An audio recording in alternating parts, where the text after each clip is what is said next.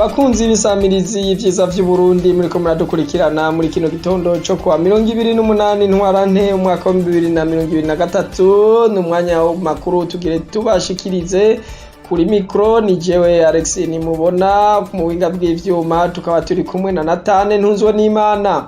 Ingingo nkuru zigize ano makuru akaba ari izi: umuntu wose uronke ico ufungura, umufuko wose uronka amafaranga. Vyashikirijwe n'umukuru w'igihugu c'u Burundi Varisito Ndayishimiye kuri uyu wa 25 ntwarante umwaka wa 2023 aho yari yifatikanije n'abenegihugu bo ku mutumba Kayongozi, komine Bweru, intara ya Ruyigi mu bikorwa rusangi vyo gusasa isima mu birasi bitatu vy'ishure rya Nkanda.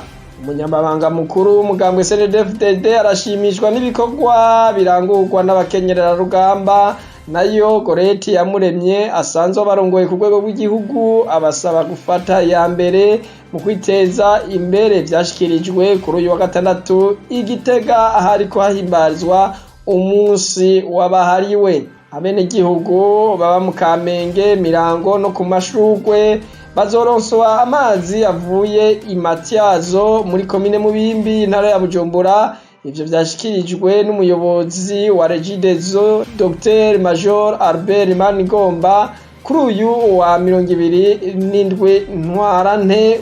Nayo Pierre Nkurikiye avugira igipolisi c'u Burundi asaba abitura ikigo PAFE barondera impapuro z'inzira ko hagize umuntu yobasaba amafaranga ko boca bitura abarongoye ico kigo. Aya n'ayandi mu kanya. Radio Television RTBB nijwigiza Burundi bwiza.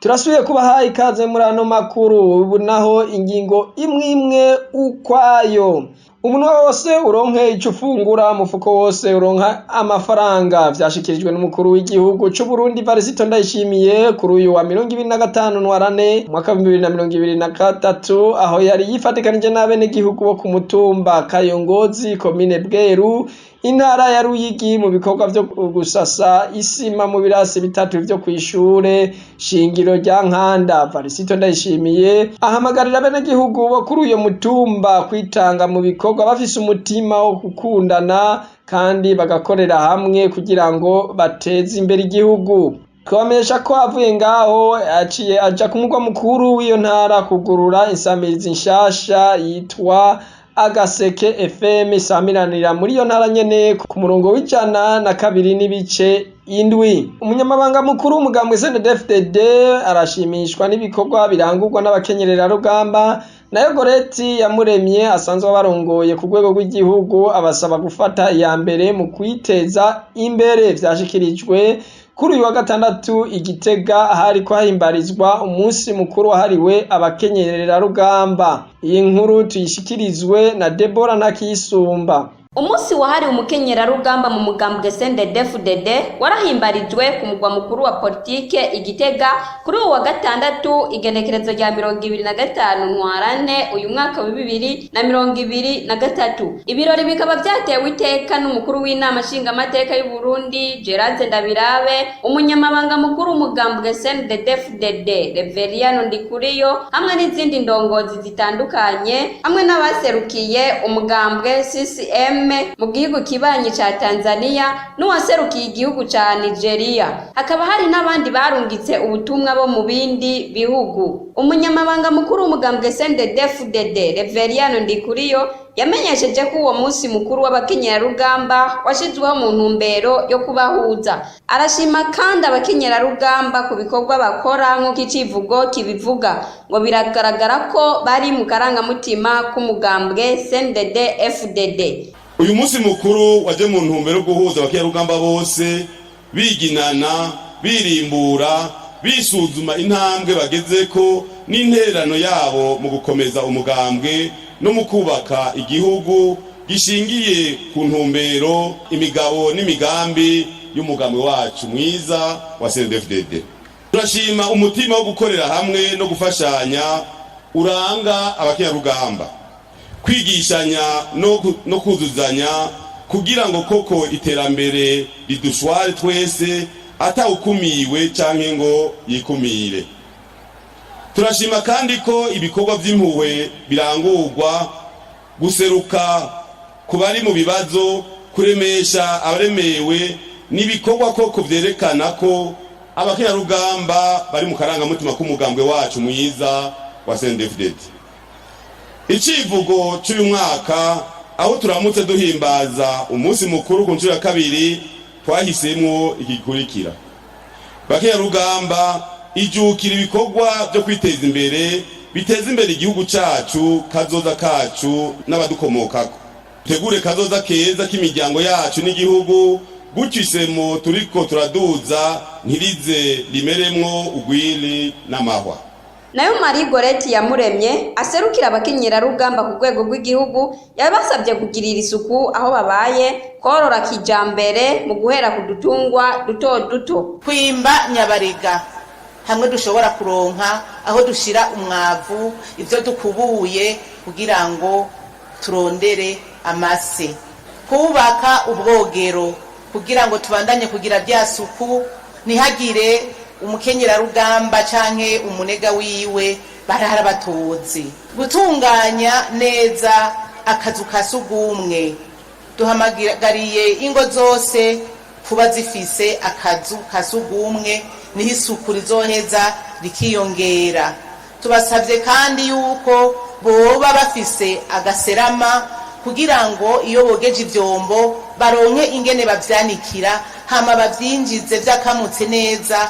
Iryo ryose n'isuku riranga umukenyerarugamba. Ntitwokwibagira kandi kubahamagarira korora kijambere, duhereye ku bitungwa bito bito, atari kugira ngo turondere amafaranga gusa, ariko kugira ngo tunabifungure, twongere tubigaburire abana, akanyama bakaronke, amagi bayaronke, amata bayaronke, bizotuma tugira amagara meza. Tubamenyeshe ko ivyo birori byatangujwe n'urugendo rwakorwa ku ntara.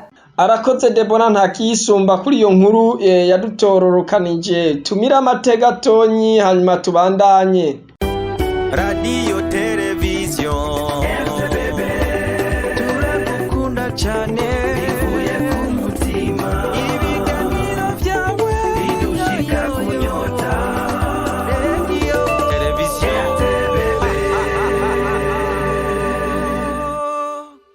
Abenegihugu baba mu Kamenge, mu Irango no ku Mashurwe mu gisagara ca Bujumbura bazoronswa amazi avuye imatyazo muri komine Mubimbi, intara ya Bujumbura.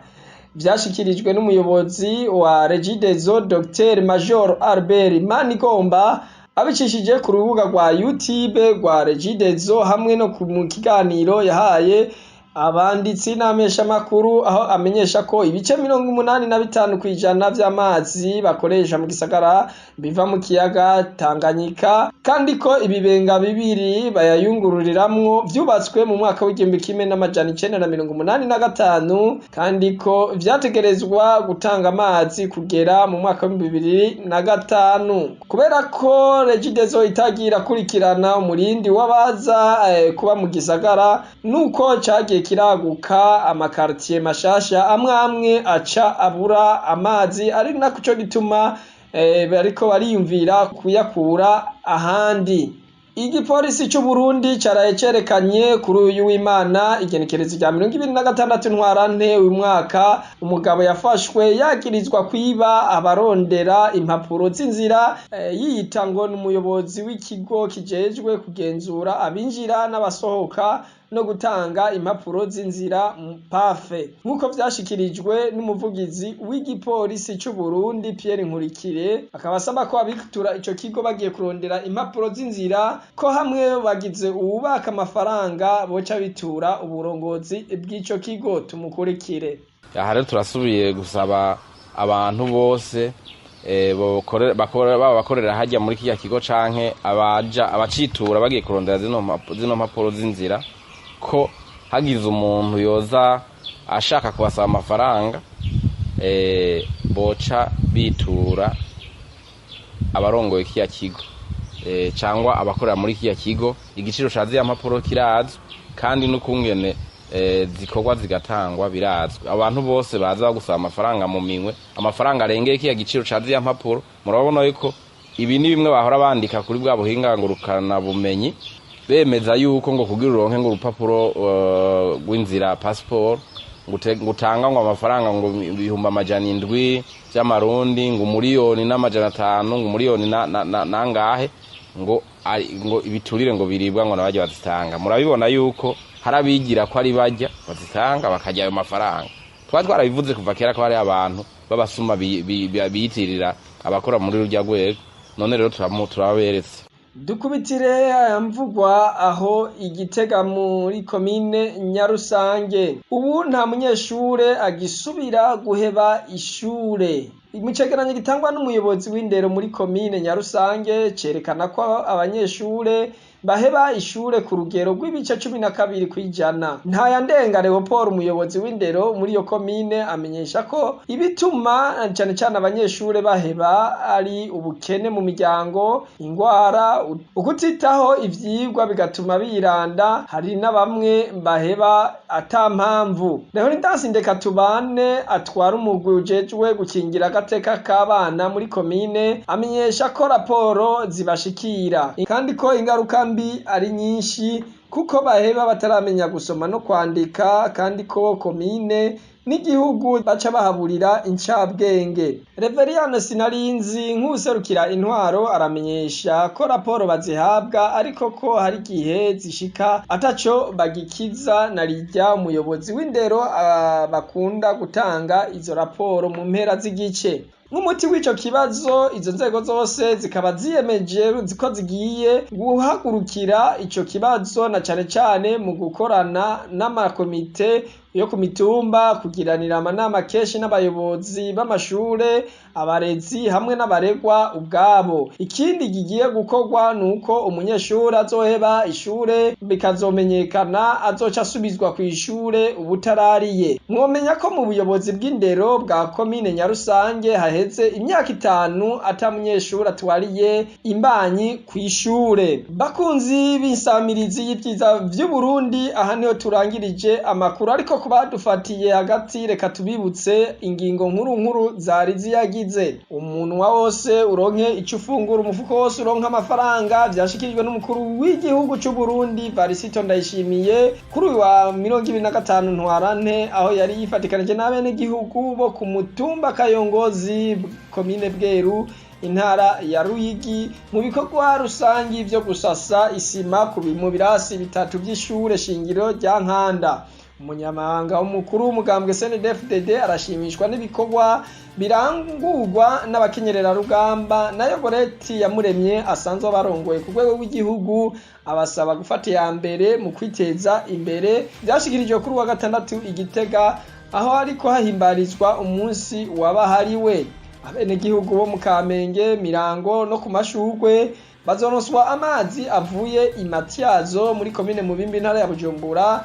Vyashikirijwe n'umuyobozi wa Regideso Dr Major Albert Manigomba kuri uyu wa 27 ntwarante mwaka wa 2023. Pierre Nkurikiye avugira igipolisi asaba bitura ikigo PAF barondera impapuro z'inzira ko yagize umuntu yo basaba amafaranga ko boca bitura abarongoye ico kigo. Nuko rero nshuti mbakundwa mwadukurikiranye aha rero niho turangirije ano makuru yacu tukaba tubifurije umunsi mwiza. Kuri mikro mwari kumwe na Nimubona Alexis nayo ku buhinga bw'ivyuma ni Natani Ntunzwe n'Imana tukaza gusubira mu makuru ya kumutaga.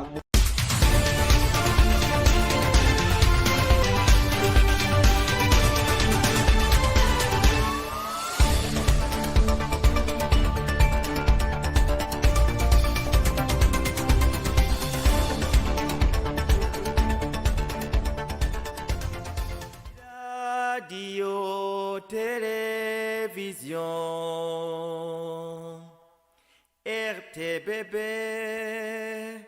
nibyiza by'Uburundi bwiza.